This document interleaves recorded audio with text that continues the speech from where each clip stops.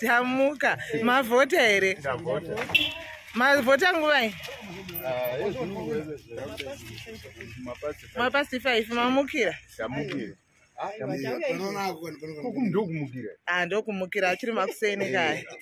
Saka munochiona sechiitiko ichi zvaitwa nezeki munoda kuti kudi. Aiwa, next time hazvina kumbotinakira zvachose. Because hamukatitaurira imimi kuti mavhoti anowanika kuruzevha uku. Istiri muno mutauni toshaya mavhoti mapepa. Hamuone kuti it's very very unfair.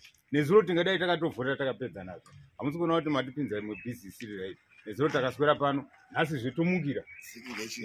Aiwa, zeki ngaichinje maitira. Thank you gogo. Mamukasiyana baba. Tamuka mavhota here. Anzi bebaraze maronda mavhota around 5 AM. Kopebarazo yangu vai.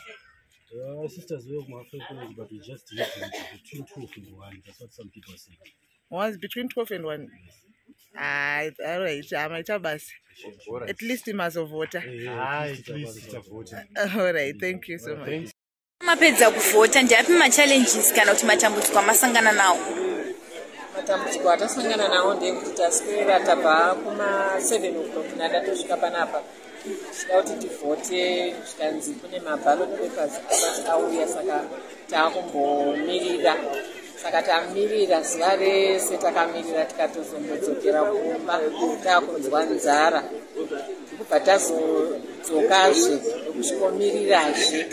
Saka taomerwa zvakanyanya. Tachifungoti tinongosvikaona 7 o'clock tovhota tobva tadzokera. Zvatitorera nguva yakareba kuzosvika tivhote usiku hwakadai. Ndozvatiomera izvozvo. Alright, meta basa.